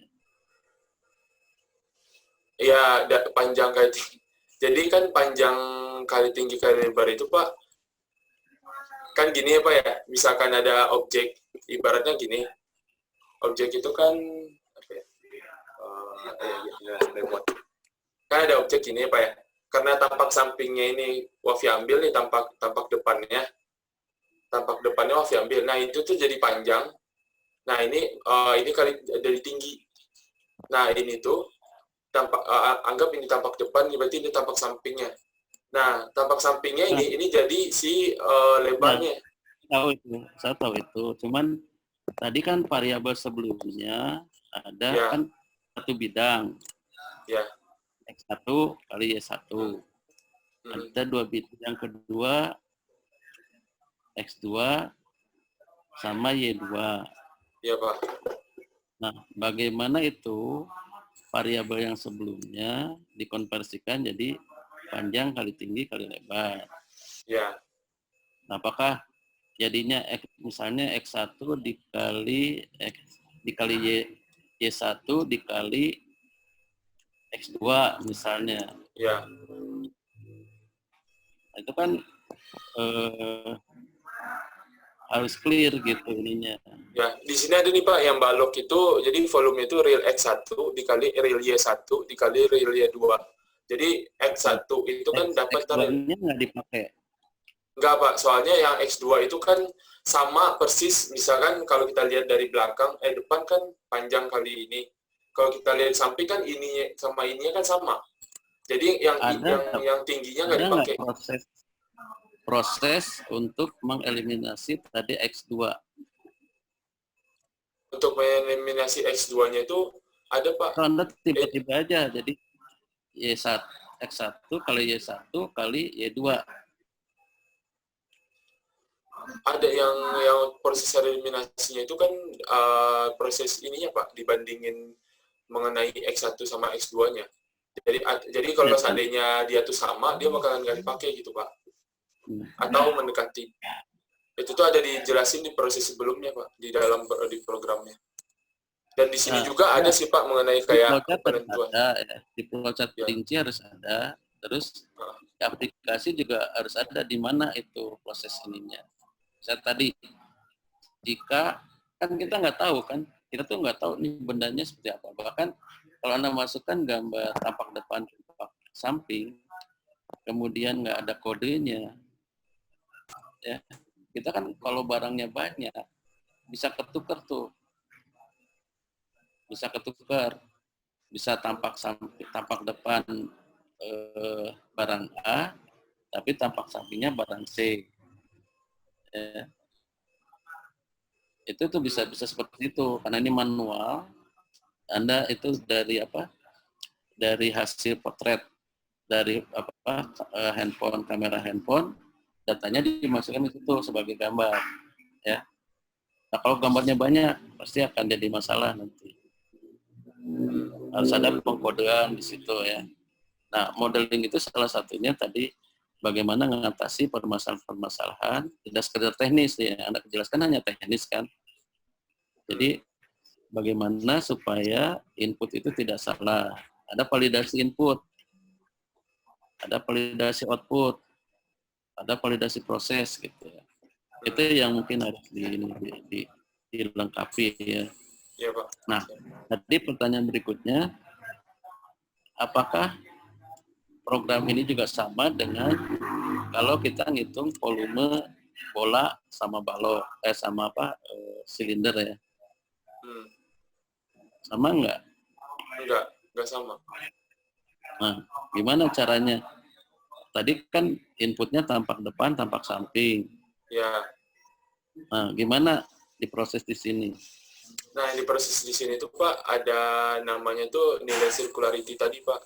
Jadi nilai tadi kan udah dijelasin, nilai circularity itu untuk menentukan bentuknya itu cenderung ke bola atau ke kotak gitu Pak. Di sini kan Wafi kan membagi bentuknya itu menjadi dua untuk bentuk 2 dimensinya. Sedangkan kalau bentuk 3 dimensinya kan ada 3 untuk pengukuran volumenya. Nah, dari hasil pengukuran 2 dimensi tadi, prediksi bentuk 2 dimensinya tadi, nah itu tuh nanti Kita bisa nentuin. Gini, kalau saya ini kan inputnya itu foto dari depan sama samping. Ya. Gimana dari dua input tadi bisa menentukan itu bola atau silinder? Kalau balok gampang. Kalau untuk tabung sendiri kan Pak, tabung itu kan terdiri dari bentuk kalau dibentuk dua dimensinya itu tuh kan ada lingkaran atau bulat sama kotak. Nah dari situ jadi kalau seandainya tabung posisinya diberdirikan ya. Kalau posisinya berdiri ya sama kan, samping seperti contoh Anda di gambar tuh berdiri posisinya. Kalau depan sama samping itu sama. Depan sama sampingnya ya, kalau posisinya berdiri kan pengertian depan samping itu ya, posisi berdiri, misalnya botol ya, botol berdiri kan. Jadi kalau depan sampingnya itu pasti sama. Makanya tadi saya bilang ada atasnya supaya kelihatan itu lingkaran. Ya, tapi ini Pak, kalau ada namanya di gambar teknik itu kan kalau menggambarkan, kalau misalnya kita bilang tampak depan, itu tuh sebenarnya tampak depan itu tergantung dari kita mengasumsikan. Yang maksud Anda tampak depan di silinder itu gimana? Dan tampak sampingnya? Ditidurin? Enggak, itu tuh bebas. Sebenarnya itu tampak depan, tampak sampingnya itu kan sebenarnya bebas ya mau di mana ya Pak ya. Cuma ketika kita menggambarkan suatu objek ke dalam dua dimensi, di gambar teknik yang saya pelajari itu tuh kita harus kayak memasukkan, bentar Pak, saya lupa lagi materinya. Jadi dia kayak yang kita gambarkan itu semua informasinya udah termasuk di dalamnya. Jadi misalkan kita jadikan, coba sekarang silinder. Kasih contoh aja silinder. Inputnya misalkan bagaimana? silinder Pak ya. Inputnya bagaimana? Outputnya bagaimana? Contohnya supaya jangan salah. Inputnya jangan salah gitu. Karena tadi hanya dua sudut saja gitu. Dua sudut yang dilihat. Coba gini, sekarang volume. Terus Anda input gimana tuh? Itu dipoto ya? Iya. Nah, saya input itu seperti ini Pak. Sama samping gimana coba? Ini gambar tampak depannya gini Pak. Mau ini kita jadi yang sebelah sini mau jadi tampak depan atau ini samping sebenarnya nggak masalah Pak. Tapi betul, ini ya. Jadi maksud saya, Anda harus menjelaskan yang namanya tampak depan, tampak samping seperti apa. Kalau gini, ya benar, tampak depannya lingkaran, tampak sampingnya adalah berbentuk persegi panjang kalau dua dimensi ya. Iya. Tapi kalau Anda berdirikan coba. Yang berdirikan yang ini ya Pak ya? Di gambar, itu nggak berlaku lagi tampak depan, tampak sampingnya. Jadi Anda harus tambah definisi atau penjelasan bahwa yang dimaksud tampak depan, tampak samping itu apa. Kecuali Anda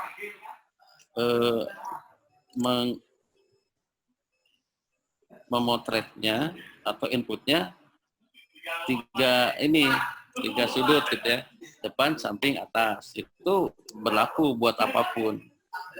Ya kalau ini jadi si inputnya itu benarnya udah direkayasa sama Anda posisinya. Soalnya saya bukan ini Pak ya. Saya itu merujuk dari, ya mungkin karena saya mendapatkan ilmu gambar proyeksi teknik kali ya Pak ya. Jadi kalau dalam metode penggambaran gambar teknik itu, seandainya kita ngambil, kalau seandainya kita ngambil proyeksi gambar itu ada dua sudut yang kita ambil, sudah mewakili, jadi yang ketiga itu tidak diperlukan lagi gitu Pak. Soalnya kan di sini kayak jangan menggambar pandangan lebih dari yang diperlukan untuk melukis benda.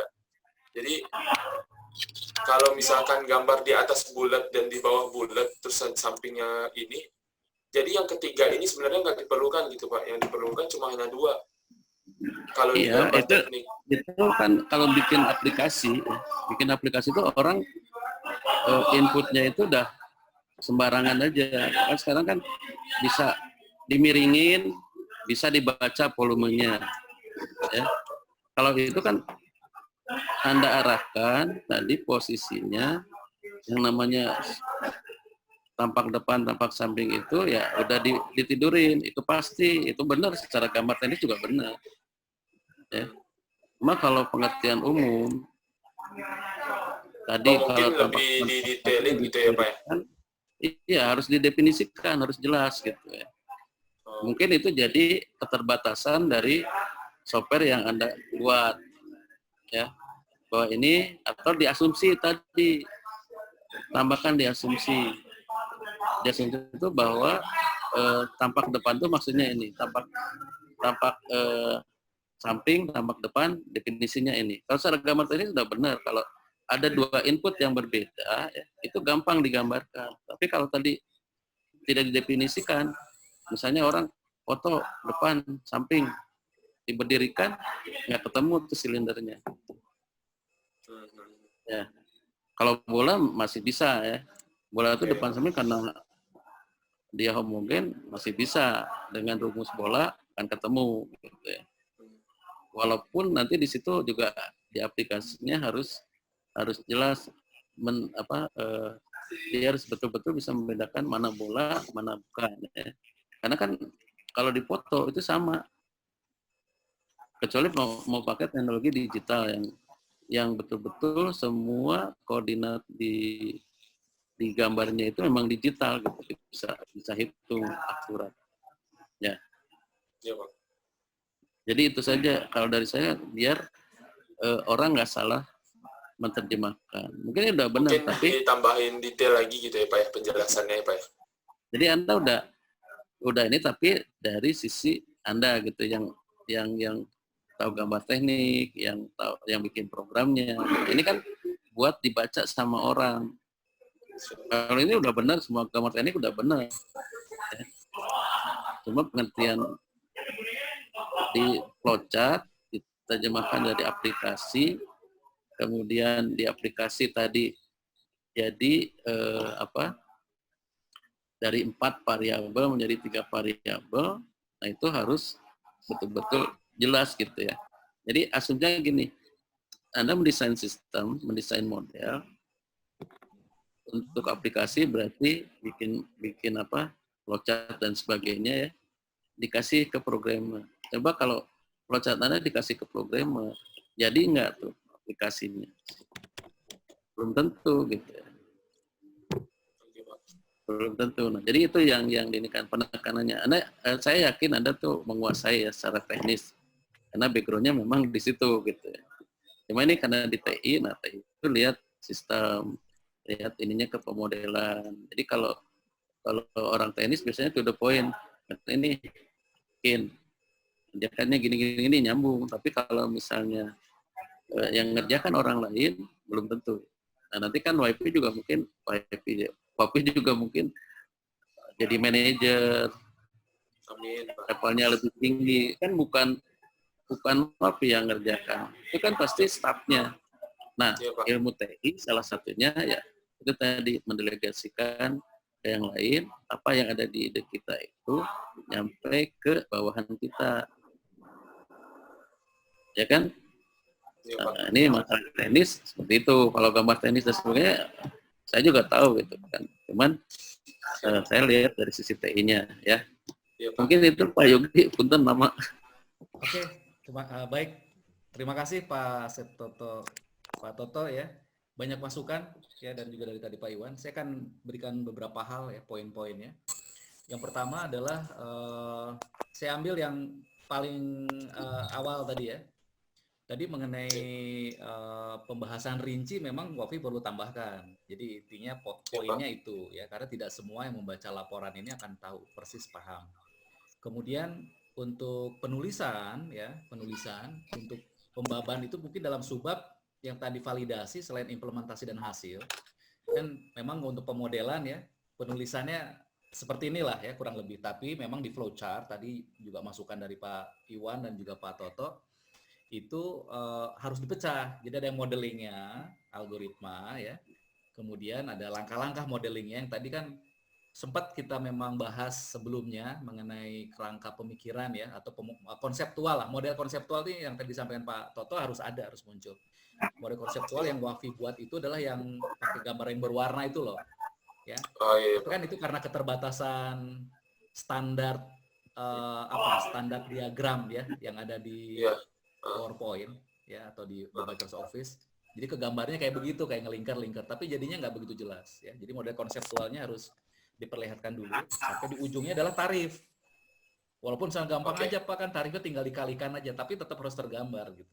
Karena kita dalam sistemnya harus terlihat begitu ya, dari mulai recognizing image ya, processing algoritma sampai identifikasi sampai pengambilan keputusan sampai dengan akhirnya adalah tarif berapa biayanya. Karena itu dimunculkan di judul ya. Kemudian dari Pak Iwan tadi juga mengenai MATLAB. Ya, sebetulnya betul. Tadi juga disampaikan oleh Pak Asep Toto. Tadi Wafi sudah menyampaikan. Saya tahu karena kamu juga baru install ya. Ya. Saya berikan apresiasi gitu. Kamu belajarnya cepat ya. Jadi waktu itu kan saya berikan software MATLAB-nya ya. Kemudian kamu coba install, kamu coba buat. Kebetulan basicnya adalah gitu ya untuk ngulik gitu ya. Saya beri apresiasi juga kamu dengan cepat bisa belajar cepat untuk membuat MATLAB ya. Karena logikanya juga sudah dapat, hasilnya sudah ada. Jadi sempat waktu itu saya tantang, ini untuk keputusannya ya, bisa nggak, misalnya if then-nya ganti dengan fuzzy logic gitu kan. Tapi makin lama kan, kamu juga belum belajar gitu ya. Jadi sebetulnya akan memudahkan, termasuk tadi ada bilangan 0,72, ditanya juga tadi sama Pak Iwan, juga Pak Toto, ya itu dari penjelasan. Ya. Jadi kalau circularity kemudian itu kan ada indeksnya, itu kan sudah ada panduan ya. Itu nanti dijelaskan lagi. Kemudian untuk tahapan-tahapan sesuai dengan yang di model ya di bab 3 ya. Itu tadi disampaikan Pak Toto, dicatat ya. Ini di record ya, direkam, jadi nanti saya akan berikan rekamannya biar kamu bisa diputar ulang ya. Karena banyak masukan-masukan yang membuat laporan tugas akhir kamu ini lebih detail ya, lebih bagus gitu. Ya, karena kan dibaca orang banyak nih, bukan hanya kamu ya. Terutama nanti di flowchart ya, di algoritma itu dipecah-pecah lagi ya. Kemudian juga mengenai, nah ini yang perlu diperhatikan adalah definisi. Tadi betul Pak Toto menyampaikan ya. Ini kan kamu sudah memposisikan bahwa posisi depan, sampingnya ini gitu ya. Dulu waktu kita diskusi pernah bilang ya, pernah ingat, Pak saya akan tapak atas gitu kan, tapak atas dan tapak depan. Tapi kan pada saat teknis kesulitan. Kalau tapak atas itu nanti proses potretnya gimana kan gitu. Sehingga kamu buat adalah tapak depan dan tapak samping. Nah, ini lupa. Ya, lupa tidak kamu tuliskan di penjelasan. Jadi terlalu teknis ya, kamu ngitung, nah ini lupa penjelasan-penjelasan. Dulu sudah sempat saya sampaikan, dan Anda menyampaikan, dulu Lofi bilang, tapak atas dan depan. Itu clear, bisa. Karena atas mau di mana aja ya di atas.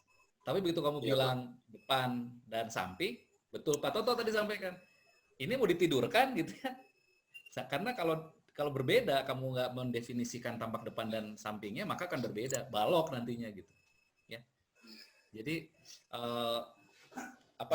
itu tadi masukan-masukan kamu perbaiki di laporannya ya. Buatlah kalau perlu subbab khusus ya, subbab ditambah di bawahnya supaya lebih rinci lagi menjelaskannya. Ada beberapa diagram yang perlu kamu pecah tadi yang di bab 3 terutama di pemodelan ya. Kemudian ada subvalidasi. Nah, apa yang Wafi lakukan sudah ada. Kamu kan mencoba beberapa kali trial kan, divalidasi sehingga ketemulah sekian. Jadi antara aktual yang ada dengan yang kamu buat, errornya berapa kan? Jadi sudah oke. Hanya saja judulnya kurang tepat.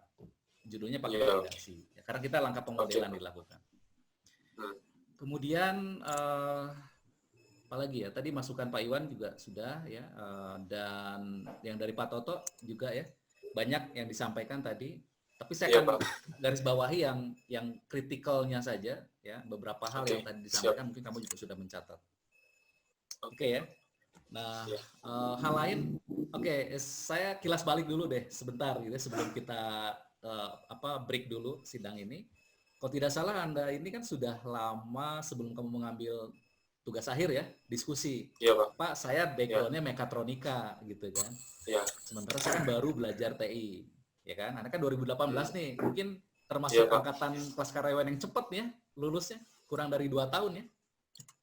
Iya kan? Amin. Kurang dari Iya, 2 benar, tahun Pak. Anda ini ya. Ya, kurang dari 2 Kalau 2 tahun. tahun kan nanti September harusnya atau Agustus. Ya. Jadi ini Anda cepat, termasuk yang cepat. Nah, sehingga pada saat 1 tahun itu Anda tahun 2019 saya masih ingat Anda bertanya kan, Pak, kira-kira saya TA-nya apa begitu ya. Sementara background saya mekatronika supaya nggak terlalu banyak. Maka saya bilang bahwa ada beberapa yang dikaitkan dengan tarif angkutan dan merecognize dari sisi misalkan barang. Kemudian nyambung. Oh iya, saya pernah punya project bagaimana mengidentifikasi dan image processing, cuman belum kepikir kan. Belum kepikir itu pakai Benar, apa Pak. dan bagaimana gitu. Nah, maksud saya tadi pemilihan software, pemilihan cara, metode, identifikasi ya. Termasuk tadi kenapa 3 yang Anda identifikasi ya, itu dijelaskan semua gitu. Ya, dalam pembatasan tadi sudah ada, asumsi sudah ada, karena model harus ada pembatasan, asumsi harus masuk. Ya kalau enggak nanti bingung gitu ya ke pembuat model, algoritmanya sampai dengan hasil akhirnya. Baik, ini kalau dikembangkan masih banyak ya, masih bisa dikembangkan. Ya, Maksud saya masih ini banyak, model basicnya, algoritmanya sudah ada, tinggal dikembangkan proses recognition bisa lebih cepat. Ya, selain dari keterbatasan perangkat ya, algoritmanya bisa harus cepat mengidentifikasi, kemudian ditambah dengan tadi yang saya sampaikan. Jadi ada rutin yang lebih smart gitu ya. Misalkan pakai fuzzy logic. Anda ini kan pakai if then. Kemudian tambah lagi mungkin bisa disaran penelitian berikutnya. Disaran ya di bab 5 terakhir. Tadi disampaikan oleh Pak Sertoto tuh mengenai bagaimana kalau barangnya banyak gitu. Ya ini kan kamu asumsikan barangnya cuma 1 gitu ya. Kemudian 1. Sehingga identifikasi input tadi Pak Toto sampaikan input ya. Itu harus ada penjelasan.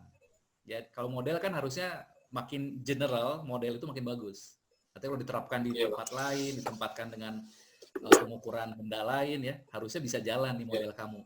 Gitu ya. Nah, kamu nanti berikan di bab 3 lah sebetulnya itu pada saat proses input ada nggak pengkodean ya. Untuk sementara memang kamu bisa asumsikan kamu hanya demi satu barang. Jadi bukan barang yang sekaligus banyak. Ya nggak? Karena kalau banyaknya barang nanti bisa ketukar, kata Pak Toto tadi ya. Mungkin depannya ini, nanti ketemu lagi yang lain, objek lain, barang yang lain nanti bisa tertukar. Mana depan, mana samping. Ini proses database sih sebetulnya. Tapi sebetulnya kalau tambahkan di logiknya bisa. Ya. Itu mungkin di penjelasan bahwa model kamu itu tidak sampai ke sana. Gitu. Paham ya? Jadi hanya single sekali selesai, kemudian nanti ada lagi lagi gitu ya. Nah, itu nanti dimasukinnya ke yang bagian mana ya Pak ya? Kiranya. Iya di bab 3 dong. Bab 3 itu modelnya. Iya, bab 3 tidak sampai ke sana ya.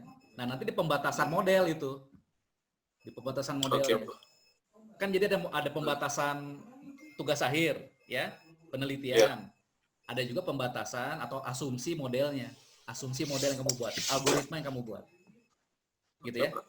Oke, nanti perlu dibimbingankan lagi aja ya, sekaligus memperbaiki memperbaiki catatan perbaikan yang sudah dilakukan oleh para penguji. Baik, kita akan skors dulu ya. Wafi saya akan tempatkan di ruang tunggu ya.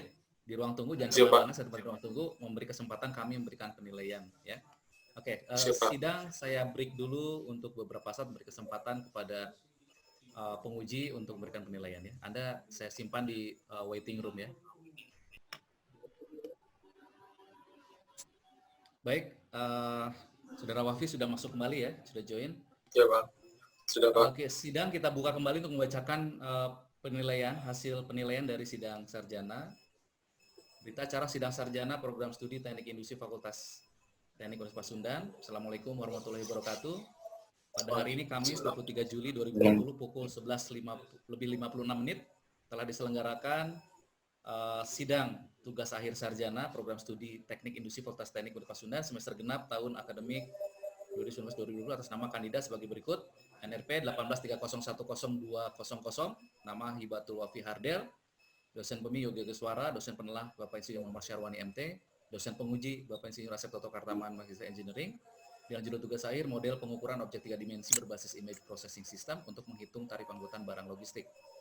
Setelah dilakukan penilaian atas proses bimbingan, pelaporan tugas akhir dan pengujian sidang, maka dengan ini dinyatakan lulus dengan nilai 91,7A dan IPK 3,63. Demikian berita acara sidang tugas akhir ini dibuat sebagai mestinya sesuai dengan aturan yang berlaku, diputuskan di Bandung hari Kamis 23 Juli 2020 oleh Ketua Sidang Yogi Geswara, ditandatangani ya, dan sudah disepakati oleh dosen penalah dan dosen penguji.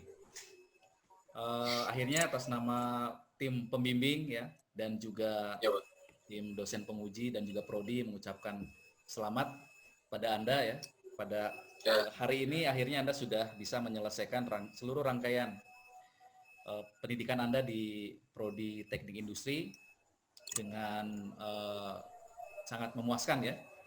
Jadi sangat luar biasa, Anda bisa kurang dari 2 tahun karena memang biasanya 2 tahun jatahnya ya untuk kelas karyawan, dan barangkali beberapa catatan perbaikan tadi sudah disampaikan ya, sebagai akhir dari sidang ini. Satu hal yang biasa dititipkan oleh prodi adalah jaga nama baik alma mater dimanapun Anda berada ya, program Teknik Industri Universitas Sundan. Kemudian jadilah kebanggaan dan berikan juga hal yang terbaik untuk alma mater ya. Beberapa penilaian dari kami cukup baik. Saya pribadi sebagai pembimbing ya, dan juga dengan Pak Iwan penelaah memberikan apresiasi apa yang sudah Anda lakukan ya, dari mulai awal diskusi ya sampai dengan Anda melakukan proses pengerjaan penelitian ya, bagaimana Anda juga berdarah-darah untuk bisa menyelesaikan program algoritmanya ya, tapi itu sudah berhasil pada sampai saat ini menghantarkan Anda di kota rantau Anda ya. Anda kan dari Riau ya? Ya, orang tua dari kampung Bukit Tinggi sih Pak. Bukit Tinggi, oke, sorry, Bukit Tinggi ya, di Bukit Tinggi, dan ya artinya sampaikan kabar bahagia ini juga pada orang tua, Anda lulus dengan nilai terbaik. Iya Pak. Ya, dan barangkali atau ada hal yang sebelum ditutup, ada hal yang mau disampaikan ya, 1 menit aja silakan. Ya mungkin berterima kasih ya untuk dosen pembimbing mungkin Pak Yogi Geswara yang sayanya mungkin sering kayak mengganggu kali malamnya menanya mengenai tugas akhir. Terus terima kasih juga ke dosen penelah Pak Syarwani yang mungkin masukannya dari sebelum sidang, dari awal seminar, yang lumayan banyak lah ngasih masukan. Dan mungkin ya banyak ini juga sih Pak, kayak ngejar-ngejar dosen, mungkin mengganggu waktu dosen juga ya sih. Dan makasih juga untuk Pak Setoto, mungkin ada jadi ada tambahan lagi gitu Pak untuk perbaikan ke depannya juga. Jadi tugas akhir saya ini lebih baik lagi lah untuk revisi. Oke. Baik. Dari Pak Toto atau Pak Iwan ada yang mau disampaikan Pak? Pak Toto? Dari saya cukup sih. Ya. Oke Pak. Ya, Terima kasih Pak Iwan. Dari Pak Toto? Dari saya nih Pak Yogi. Itu kalau kumlot 3,75 atau 3,5? 3,5 Pak. 3,5. Kumlot itu 3,5. Berarti kumlot ya? Harusnya. Ya tadi kan sangat memuaskan katanya. Oh. Atau saya nggak tahu untuk kelas karyawan ini apa. Tapi nanti ada berlaku nggak kumlot? Yudisiumnya belum diumumkan. Parah. Nanti ada rapat dengan dosen. Rapat yudisium Pak. Sidang yudisium. ya, Tingkat prodi. kalau definisinya di TA kan itu. Oh iya, betul. Kumlot ya. IPK 3,5 tepat waktu sudah. Kumlot ya. Iya. Itu, di atas 3,5. Ini juga tepat waktu. Amin. Amin. Mudah-mudahan Ya, sih nanti nanti sidang mudah-mudahan yudisium bisa dipertahankan ya. Jadi biasa dosen pembimbing yang mempertahankan dan penelah nih. Ya nanti masing-masing dosen bisa menyampaikan bahwa mahasiswa ini, anak ini layak untuk mendapatkan predikat itu. Iya. Ya. Terima kasih Pak Toto, Pak Iwan atas waktunya ya, menempatkan hadir dan juga memberikan penilaian. Saudara Wafi, sekali lagi selamat pada Anda dan salam untuk keluarga ya, dan tetap belajar terus ya, lanjutkan sekolah studi lanjut kalau ada kesempatan S2 ya, lanjutkan terus dan tetap bersemangat begitu. Baik, kita akhiri Kajian proyek. sidang sarjana kali ini dan mengucapkan hamdalah bersama-sama. Alhamdulillahirrahmanirrahim. Wabillahi taufiq wal hidayah. Assalamualaikum warahmatullahi wabarakatuh. Waalaikumsalam. Waalaikumsalam.